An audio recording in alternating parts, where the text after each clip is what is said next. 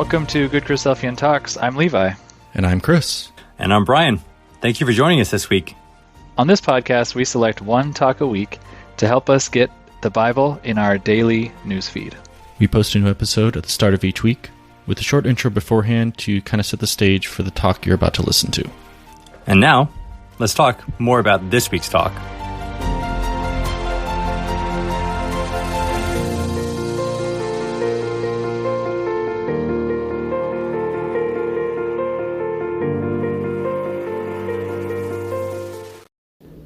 Hi, I'm Justin.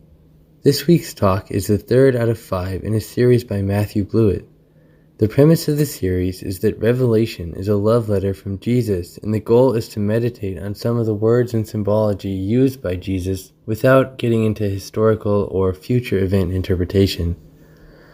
This particular class focuses on our identity through Jesus. Also, be sure to look for the whole series on the Good Christadelphian Talks extended podcast. Thanks, and enjoy listening. Well, good morning, everyone. Good to see you all this morning. Everybody recovered from their dancing. Very impressed in the skills you have over here out west. Certainly got some of the frontier skills still there in your blood. So great to be here and see that. So we're going to carry on with our meditations in Revelation. And what we're going to be doing in the next 3 sessions is really sharing some meditations with you, hopefully through that process, maybe sharing some spiritual insights, also just going over the approach that I've used and through example, hopefully encouraging and inspiring more people to want to use Revelation as a meditation book, a book to gain these spiritual principles for today. And what I've tried to also do in the next 3 sessions is to group the meditations into reveal the diversity of the book of Revelation that I've spoken to. So you'll see today we're going to use some examples of meditations that refer to places and people. So if you're the kind of person that likes to think about relationships and that talks your language, then Revelation's got something for you. Tomorrow we'll look at numbers. If you're more of a spreadsheet numbers person, then Revelation's got passages for you. And the last day we'll look at colors and pictures. So if you're more of an arty person, Revelation can speak to you as well. And I think that's the power of the whole Bible, but specifically seen in the book of Revelation. It's diversity in the way that it's expressing the message. And I think that's very powerful for us to use in our own preaching, that we've got to realize we're talking to people from different backgrounds who have different languages that they communicate, and we can't have only one method of doing that. And I think it's beautifully summarized in the book of Revelation. So we're going to start with a little Revelation bit, a very small meditation, and then I'm going to go through what I've called in the past Revelation bites, where we've got something that we've chased up a bit further and some interesting insights that have come from my meditations.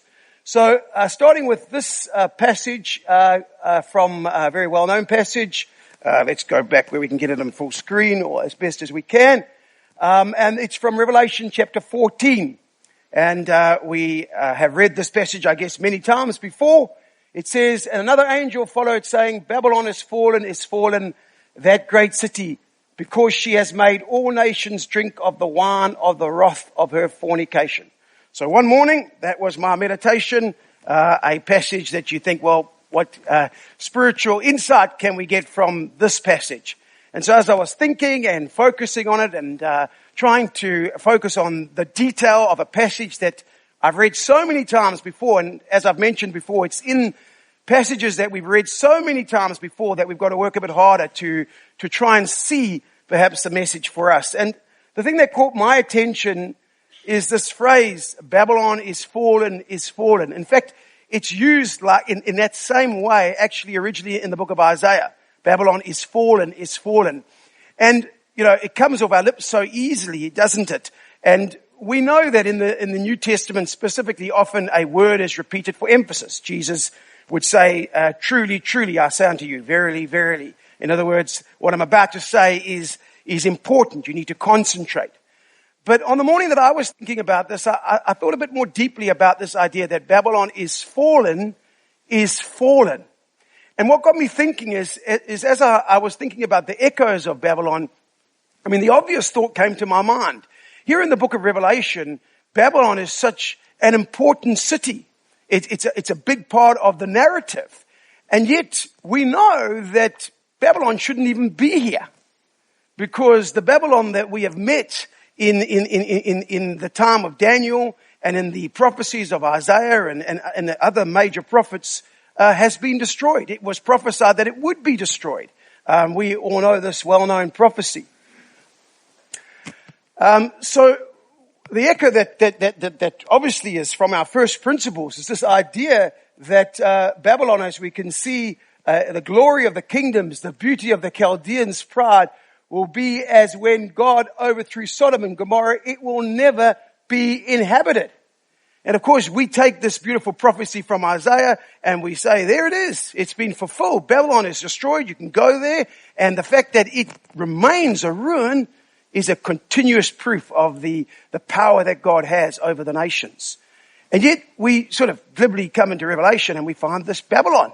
And it's there and it's alive. And of course, the way we reconcile that is quite simply, we say, well, that's the physical Babylon that was destroyed. And here in the book of Revelation, we're being taught that there is a spirit of Babylon, which is an interesting insight, because often we spend more time trying to identify a particular city that is Babylon, whereas the fact that physical Babylon remains destroyed is screaming at us that what we have in Revelation is the spirit of Babylon brought to life, not necessarily in one city, but in a way that demonstrates all that Babylon stood for.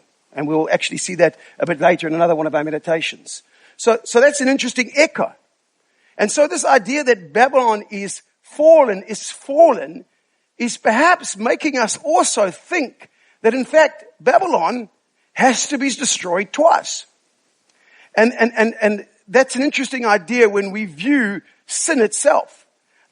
We understand, as Jesus said, that we've got to be very careful in our view of sin, that sin actually has to be dealt with on the outside and the inside.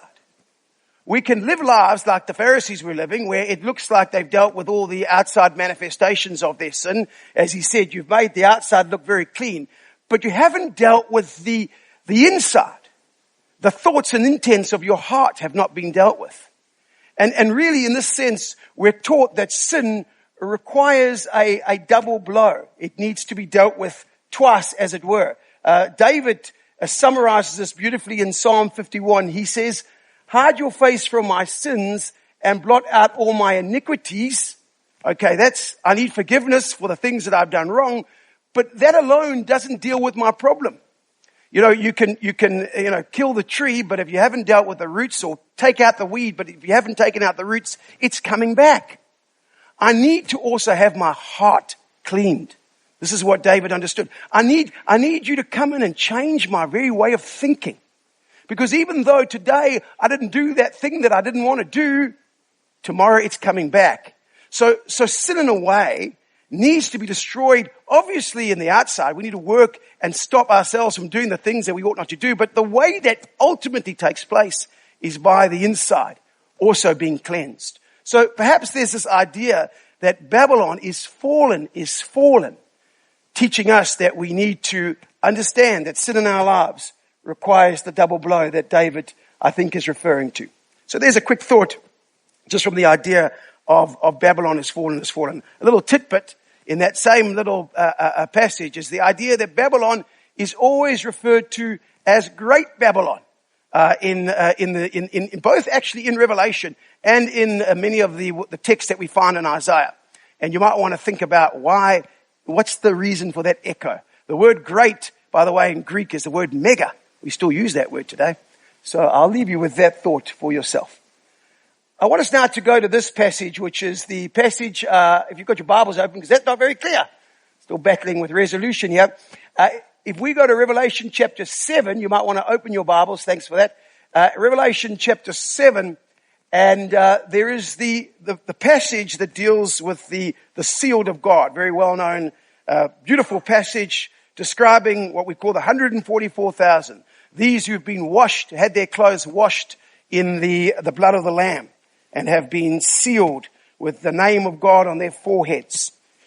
And one morning when I was considering this passage, what caught my attention, what caught my focus, is the way when this This multitude are described. I heard how many there were who were marked with the seal of the Lord. 144,000 from all the tribes of Israel.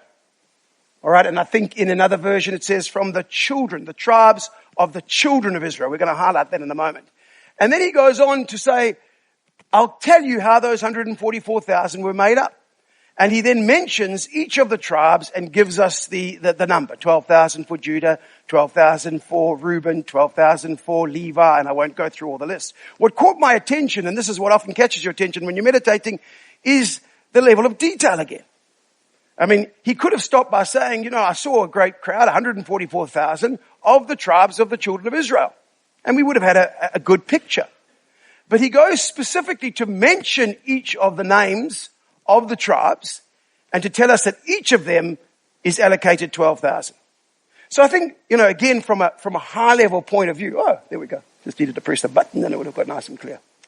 From a high level point of view, what we're seeing is this beautiful idea that amongst the sealed of God, amongst the redeemed, there's a place for all of us. There's a place for everyone. It's an entry of abundance. There's an abundant entry. Often we obviously look with fear and uncertainty. Will there be a place for me? But the message in Revelation, and certainly in this passage, is there's a place for everyone. There's 12,000 for every tribe. And I think the reason every tribe is named is, in a way, yes, we know the allusions to the spiritual Israel and back to each of the tribes, and we'll look at that in a moment. But the point is, each tribe also represented, I've been talking about diversity, different characteristics, and all of them are there. All of your cultural backgrounds, all of your heritage, all of your personality traits. God has a place for every one of you, and you're equally treated, 12,000 for each. And of course, that message is coming out strongly because when we go back to look at the tribes as they were recorded in numbers, when the numberings were done, they were certainly not equal in size. Some of the tribes were 2 times the volume in terms of population, the number, than other tribes. Had some very fertile women in their tribes. So, but when we come to the message of the sealed of God, every tribe receives 12,000. Abundant entry. Space for everyone. That's inspiration for us. But then, of course, we do notice a little detail. A little detail becomes apparent, and it's this detail. Here is the tribes of the children of Israel, and he goes through each of them and names them. And what do we notice? Well, there's a list in Revelation chapter 7. When we go back to Genesis chapter 29, where we have a list of the children of Israel, we notice, of course, that the list in Revelation chapter 7 is missing someone. And that is Dan. Now you'll know that in Numbers chapter 1, when the tribes are listed in terms of the way that they camped around the tabernacle, Ephraim and Manasseh, as a part of the double portion, come in to replace Joseph. And Levi, although remaining as a tribe, was not one of the tribes that camped in the 12 encampments, the 3 encampments on the 4 points of the compass. But I think when you look at the comparison between Revelation chapter 7 and Genesis 29 being the children of Israel, and that's the reference that's made in Revelation chapter 7, the missing person actually is Dan. What's happened is Levi has been brought back in, as you can see, and then Joseph is brought back because he is one of the children, and in place of Dan is Manasseh, who in fact was the firstborn child of Joseph. Perhaps he's there because of the double portion. I'm sure we could have discussions about that. But the missing tribe is Dan. I thought about it. I thought, imagine this. This beautiful scene is painted. Imagine if you were a part of the tribe of Dan. And you come to this Revelation chapter 7. And you come to imagine the picture. And like when we all look through photograph albums, if we're honest, we're looking through a photograph album, we look at the photos, and suddenly we're looking for one of our selfies, suddenly stop, oh, there I am. We're drawn to ourselves. We might not want to show it, but if you were of the tribe of Dan, and you were reading Revelation chapter 7, you wouldn't be very happy. Because we're not there. And so, it got my mind thinking about why. Why would in this picture of abundance, in this picture of God making place for every tribe, specifically one tribe is left out? So let's take a while just to think about what spiritual lesson we can take from missing Dan. Now, this idea of one being missing amongst the chosen is echoed definitely in the life of Jesus. Remember when Jesus said in John 6, "Did I not choose you, the 12, and one of you is a devil?" So there's a lovely echo there. 12 chosen, one has turned. 12 tribes, 12 children of Israel, one is not there. Of course, in the case of Judas, we know he was a betrayer. He was not prepared to wait for Jesus to work out his own purpose. He wanted to force the issue, whatever your view is as to why he betrayed Jesus. So that's quite clear. But Dan, is it the same spirit in Dan that will not allow us to be a part of those redeemed? It's an important question. So let's think a bit more about the answer. Let's go in search of Dan. Now, typically, people will say to you, and I've certainly heard it, that Dan is missing from this list, and I'm sure some of you have thought about it, because his name means to judge. And this list of people that we have in Revelation chapter 7 are the redeemed. Mercy, we've been talking about that throughout this week, triumphs over judgment. So in a sense, from just the meaning of his name, we shouldn't expect to find him there because these are the ones who have had mercy. So I guess there's some merit in that. But when we dig deeper and we understand and we look for the echoes, I think there's a greater spiritual principle underlying why someone might be missing despite the availability of mercy. So yes, Dad's name does mean to judge, to contend, to vindicate. The question is, what is meant by that judgment? What do we mean by that judgment? And the way to answer the question, of course, is what we'll do just now, is to go back to Genesis and to try and understand what was the very genes, the very DNA of Dan. Before we do that, some interesting things. Dan, as a name, both referring to the individual and the tribe, appears about 60 times in the Bible. This surprised me. He's the fifth most referenced son of Jacob. So you've got the obvious guys that you would think are in the top spot, Judah, Levi obviously being mentioned quite a lot of times. But here is Dan, fifth in line. He's mentioned a lot more than some other quite famous. I think Reuben, for example, is mentioned far less times than Dan. He was the firstborn. So he becomes quite an important tribe in the land of Israel. He's the only son of Israel who's not mentioned at all in the New Testament. At all. So not in Revelation, nowhere in the New Testament. So interesting. Let's do what we've been saying we'd like to do and go back to Genesis and see if we can find out something about Dan. And I think the essence of the spirit of Dan is actually captured in his naming and his birth. So this is what happens when he is born. Rachel said, "God has vindicated me." Remember, that was one of the translations of his name. In the King James Version, it says, "God has judged me. He has listened to my plea and given me a son. Because of this, she named him Dan." So here, she's capturing the very spirit of the birth of her son, Dan. Now, I want you to think a bit about that word that's being used. The translators choose to use the word vindicate. It's slightly different in our language to the word judge. I think it's actually a bit more helpful. The idea there is that God has come through for me. And she says that. I pleaded to him. He's listened to my plea. And he's given me what I wanted, which was a son. As we unravel this story, we're going to see that there's nothing true about that. And this is where the real spiritual truth lies. That's been revealed to us, I believe, by focusing on the missing Dan in Revelation chapter 7. So how does the story begin? Well, you know the story. There's two wives and they're in a baby competition.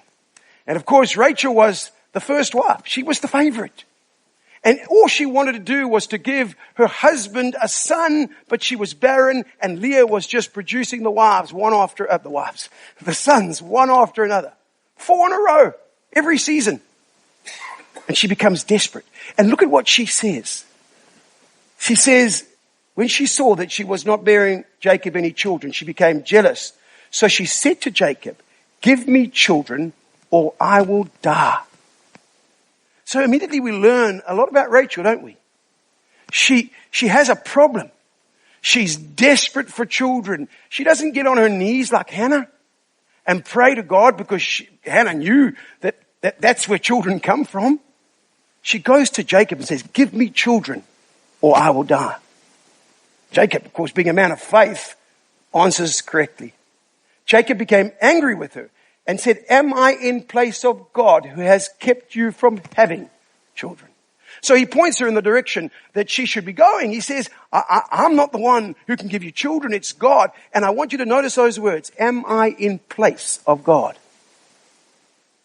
Am I the substitute for God in this case? And so he's encouraging her. And so what does Rachel do? Does she get on her knees like Hannah and pray for children as she said she did? Does she plead for children? That's not in the record.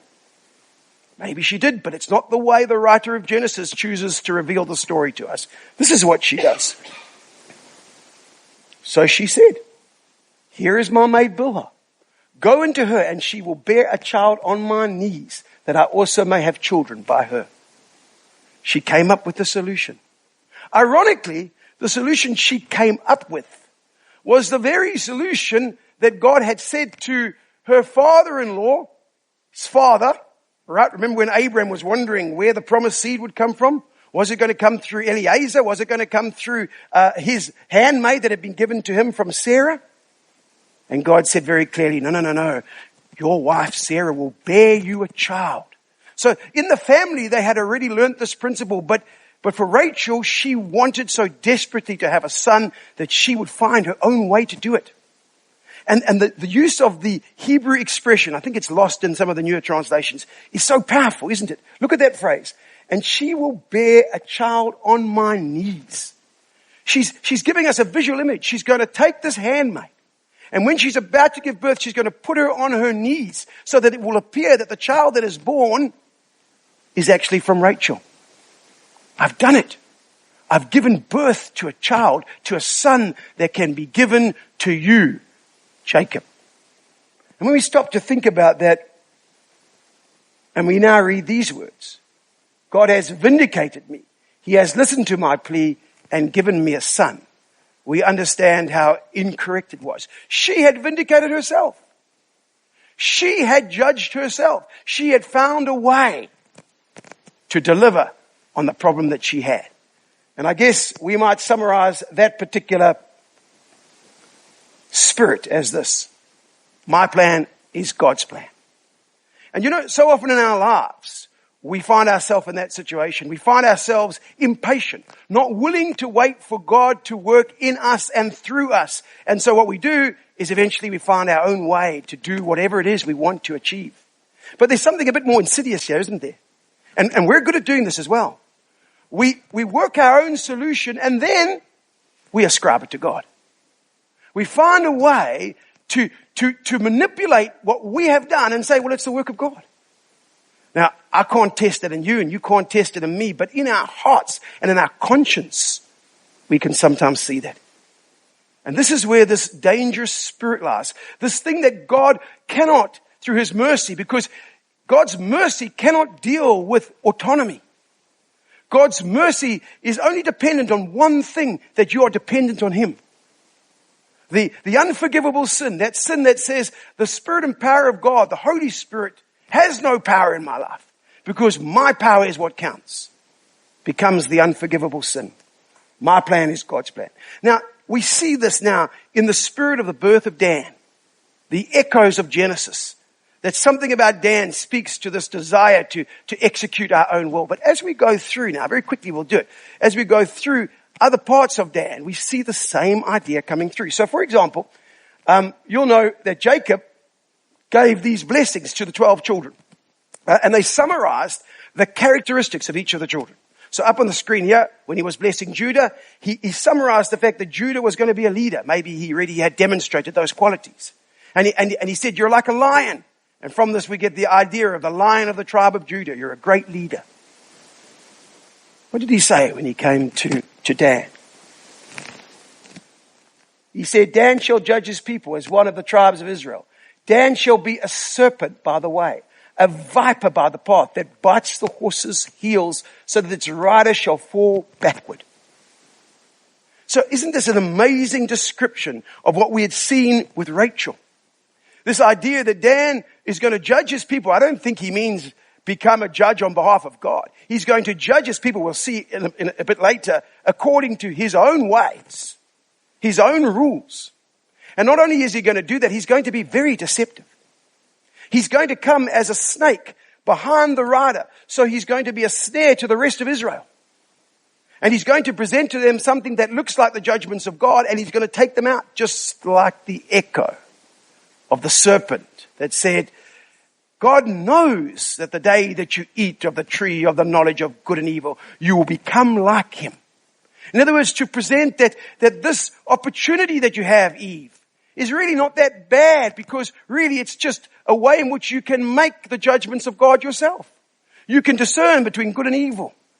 And that was really the essence of the serpent's temptation. And no wonder, Jacob says, in Dan is the spirit of that deception. That thing which says, I can make the judgment separate from God, and I can ascribe it to God. Isn't it interesting that suddenly at the end of his description of Dan, Jacob puts verse 18. And when you're reading it, you think, well, why has he put that in there? What's that got to do with the rest? I have waited for your salvation, O Lord. Isn't that the essence of it? When is it that we want to execute our own judgment? When is it that we want to do it our way? When we're no longer prepared to wait. You see, patience is one of those incredible qualities of God. It's in almost all the lists that represent the characteristics of God. If you go to Exodus chapter 34, it's the third, long-suffering, merciful, gracious, long-suffering. You go to the fruit of the Spirit. We've got love, joy, peace, patience. You go to the 1 Corinthians 13 definition of love. Love is kind. Love is patient. Over and over again, patience. This incredible quality of waiting for the salvation of the Lord. And Rachel couldn't do it.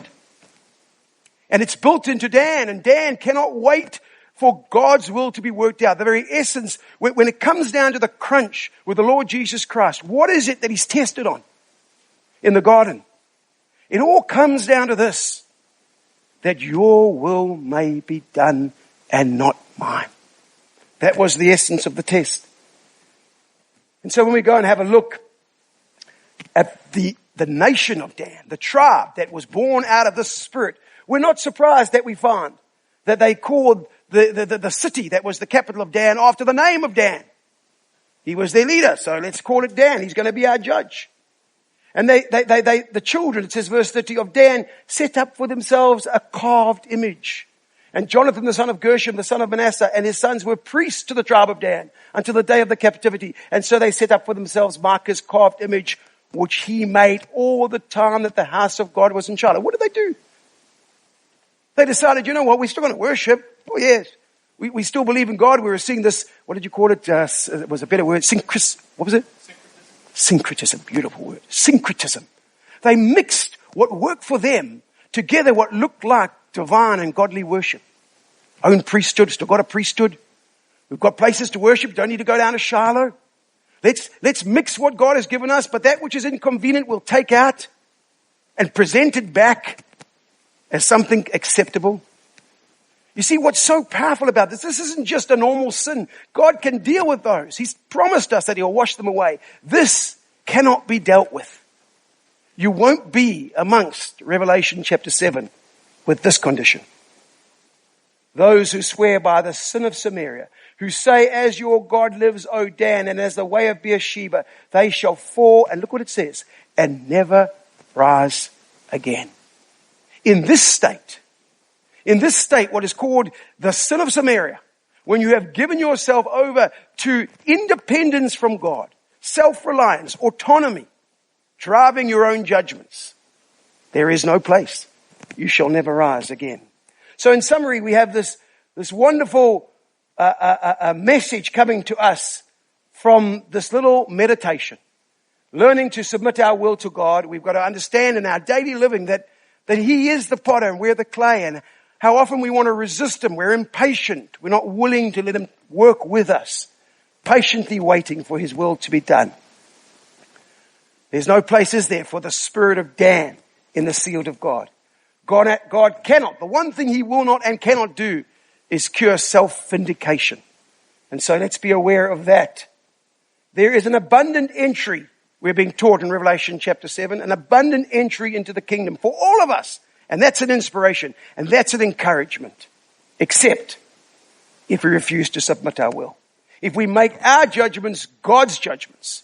If we choose not to wait for the salvation of God.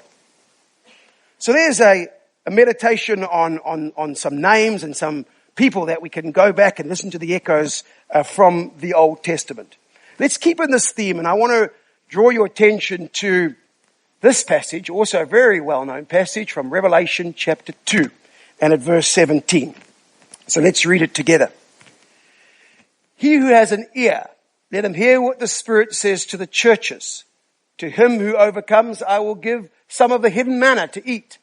And I will give him a white stone, and on that stone a new name written, which no one knows except him who receives it.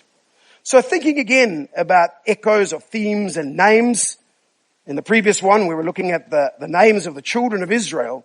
Here we have direct reference to this name that's going to be given to us, this beautiful idea that we can imagine ourselves. I can picture it so beautifully, being there, being accepted by Jesus, waiting as he comes to me and he presents me with a white stone. And as I grab that white stone and I turn it over, it says it has a new name for me. And it's powerful because it says, you know, that new name that you're going to get, no one else would have heard of it before.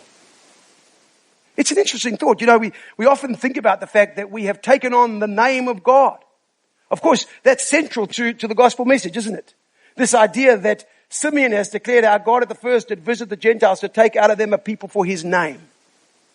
Yes, we are called out to bear the name of Yahweh, the name of God, the name that was given to Jesus that is above every name. But there's a sense in this meditation that there is a new name. A name that is given to us personally that no one else knows except him who receives it. And this is where my focus went. This is where my thought process went, as in terms of not just the echoes that abound throughout the Word of God on names, but the idea of giving and receiving names. That we will receive a new name that seems to be very personal. Now, if we think about names very quickly, let's think about names very quickly. We each have two names. Some of you may have more because your parents were feeling generous and had the money to give you more names. But we at least hopefully each have two names that are used to identify us uniquely. We have our surnames. We call them our family names, our second names. And primarily, if you think about your surname, it's a name that, yes, it identifies you, but it more identifies you in terms of belonging. So you can tell a lot about someone by knowing their surname. You can often tell where they came from.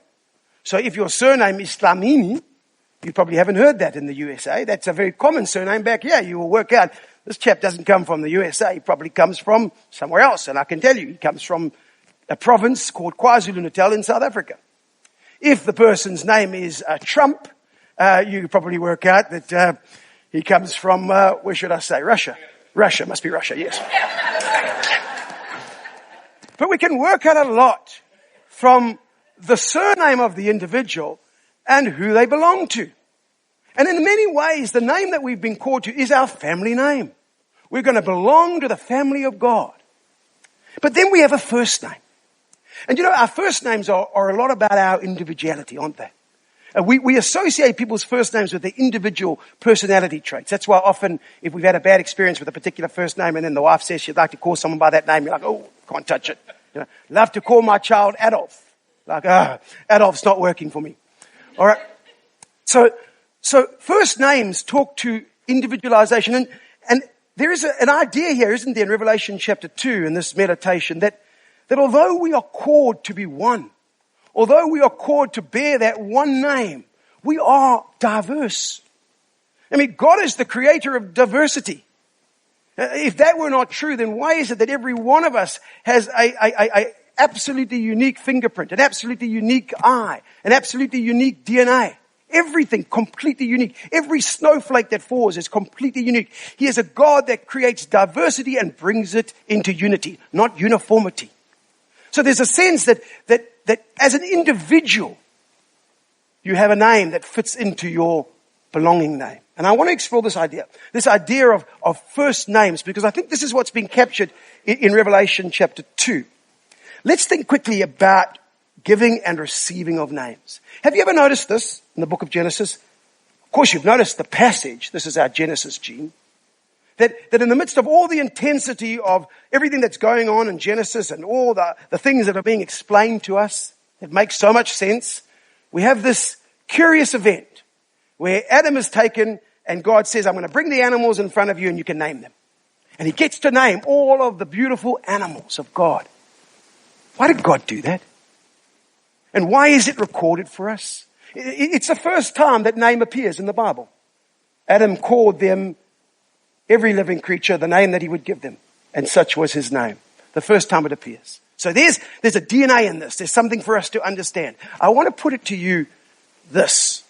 You see, the characteristic of God that we often don't talk about, but it is the very first thing we learn about God, is that he is creative. The first thing we read, in the beginning, God created. He's a creative God. He's innovative. He's about making things. And that's what he did. He made the whole earth and this beautiful landscape that we're enjoying this week. And in a sense, what did he do? He created this incredible fabric of creation, and he makes one part of that creation special with the ability to also create. With the intellect and the power and the free will to also be creative. It's what's unique about humans compared to the rest of the creation. And the way that he demonstrates that that's what he wants is he says to Adam, you know what, I've done this creation, but I want you to finish it off. You know, it's often the honor and the privilege if you're a scientist and you discover something new. It's the honor and the privilege of the scientist to be able to name. It is the privilege of the creator to name that which he's created. So we get the privilege when we give birth to a baby, as the mom and dad who've been heavily involved in the creative part, to name the child. We wouldn't feel very good if we have the child and some person, the doctor, walks in and says, oh, this looks like an Arthur, and gives the name.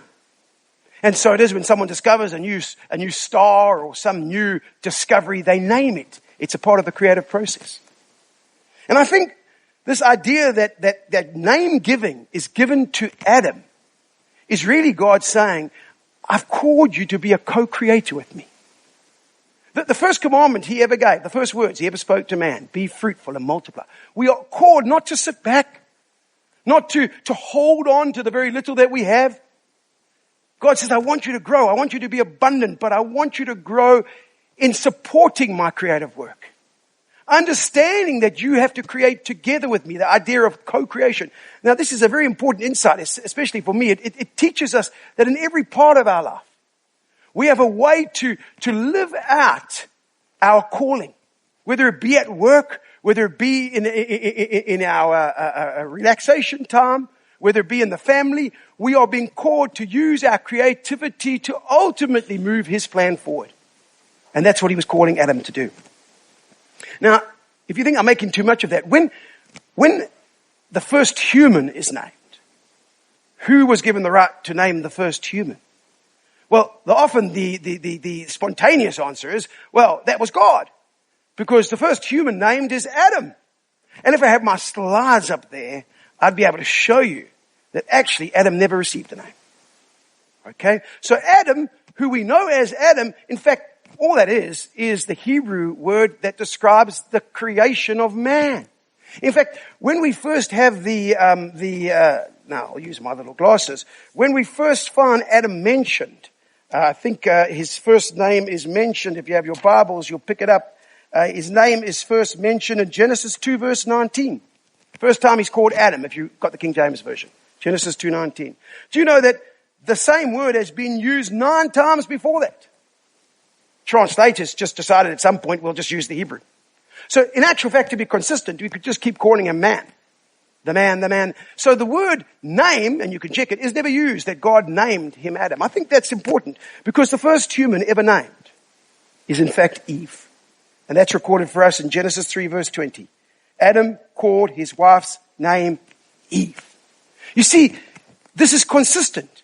God has given name giving to men.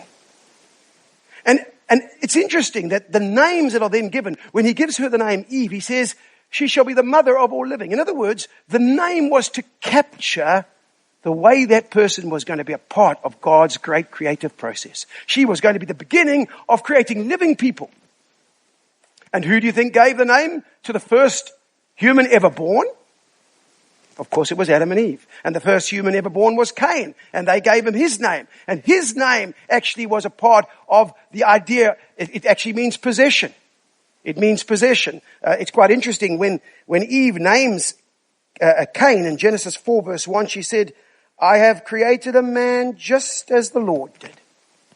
She's starting to work out that this idea of creativity is a part of our calling. The very fact that I can have children, Eve is saying, is demonstration that I'm a co-creator with God. And she was able to name him as demonstration of that. But there's something in the words of Eve that catches our attention. I have created a man just as the Lord did. And here's the edge, brothers and sisters. It seems so simple, doesn't it? That on the one hand, we have to rely on God. But you see, God is calling us to be creative. He's calling us to multiply.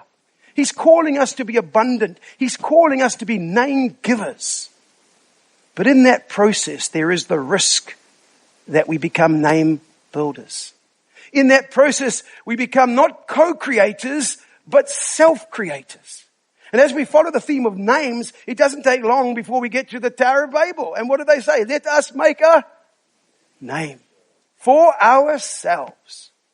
And so they go from being name givers, demonstrating the co-creative role that we are being called to name givers and name builders. And then we come to the next manifestation of Babylon that we were talking of earlier, and we come to that incredible a passage that I think you will know well. You don't even need to see it on the screen. When Nebuchadnezzar stands on the same plains where they had built the Tower of Babel, where they had built a name for themselves, and captures the very spirit of Babylon. When he says, is not this great Babylon, which I have built by the power of my might, and for the honor of my name.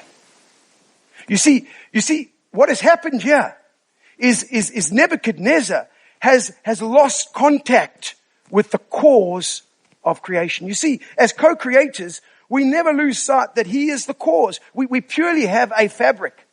He's given us this incredible fabric, and all we're doing is putting the finishing touches.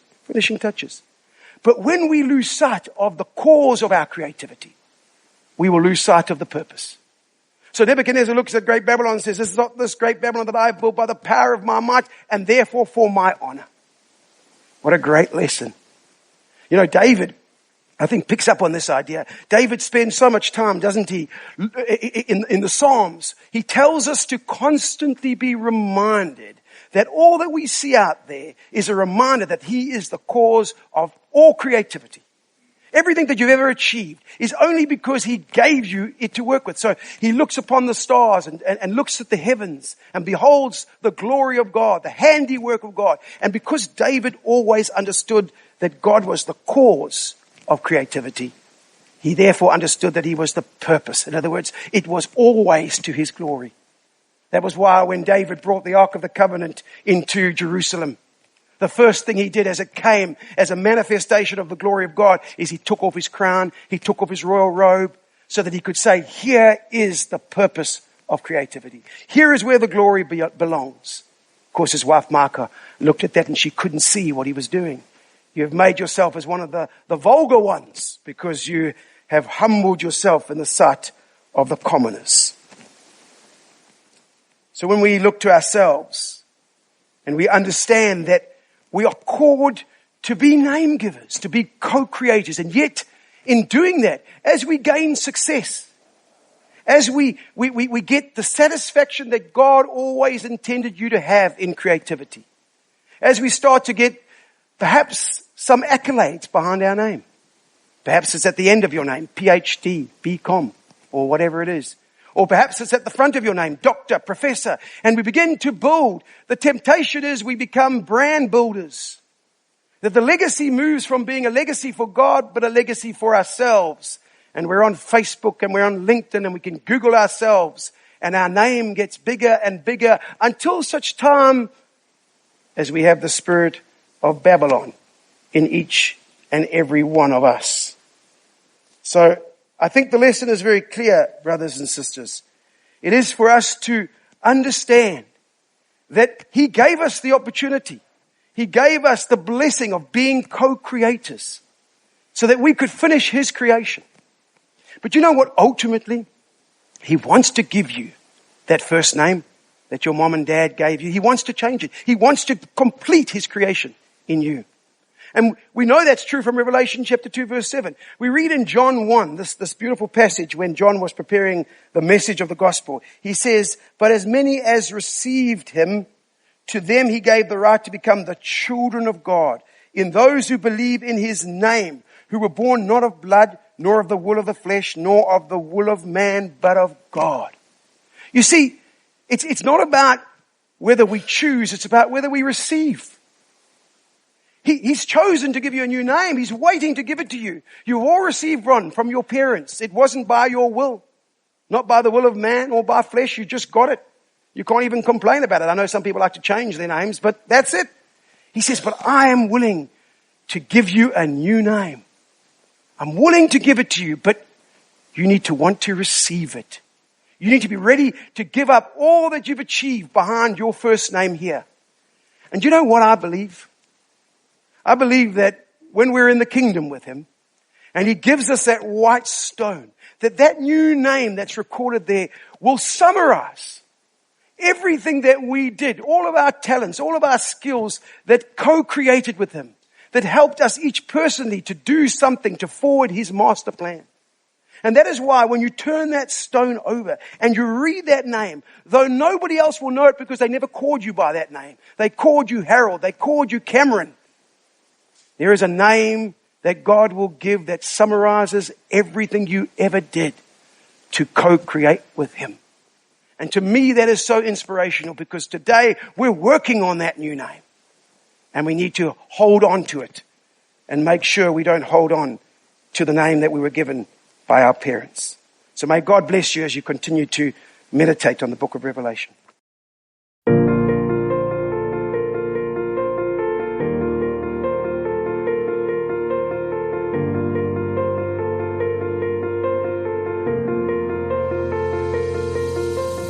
Thank you for listening to the Good Christadelphian Talks podcast. We hope this talk helped you in your walk. If you would like to hear more, please subscribe for new episodes and leave a review in Apple Podcast or whichever service you are using to help more people find the show when they search for it.